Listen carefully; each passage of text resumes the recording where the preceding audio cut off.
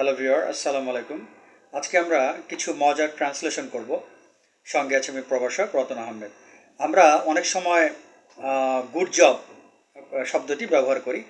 এটির একটি বিশেষ তাৎপর্য আছে গুড জব, অর্থাৎ কেউ যদি কোনো একটি ভালো কাজ করে থাকে যেটি প্রশংসার যোগ্য, যেমন কেউ হয়তো পরীক্ষায় ভালো করেছে, অথবা কেউ কোনো খেলায় ভালো করেছে, বা কেউ সুন্দর একটি গান গেয়েছে, সেক্ষেত্রে আমরা বাহবা দিয়ে থাকি। তখন আমরা বলে থাকি গুড জব, যেটিকে বাংলায় বলা হয় সাবাস। গুড জব এর বাংলা অর্থ হচ্ছে সাবাস।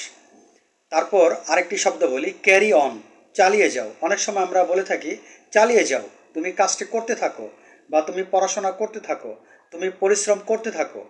এটিকে ইংরেজিতে বলা হয় carry on, CARRY, CARRY, carry ON, on, carry on, তার মানে চালিয়ে যাও। তারপরে আরেকটি ওয়ার্ড বলবো, ইয়েস, ইয়েস গো অন, হ্যাঁ বলতে থাকো। ইয়েস গো অন, হ্যাঁ বলতে থাকো। আমরা অনেক সময় বলি হ্যাঁ বলতে থাকো, এটার ইংরেজি হচ্ছে ইয়েস গো অন। লাস্ট একটি ওয়ার্ড বলবো, সেটা হচ্ছে আপনার অনেক গুরুত্বপূর্ণ ওয়ার্ড, হ্যাঁ, ওহ নো। ওহ নো, এটা হতেই পারে না।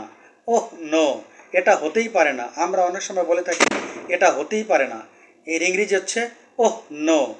ওহ নো এর অর্থ হচ্ছে এটা হতেই পারে না। আশা করি ভিডিওটি বুঝতে পেরেছেন। এই ধরনের ইম্পর্টেন্ট ভিডিও পেতে প্লিজ চ্যানেলটি সাবস্ক্রাইব করবেন। আজ এ পর্যন্ত, আল্লাহ হাফেজ।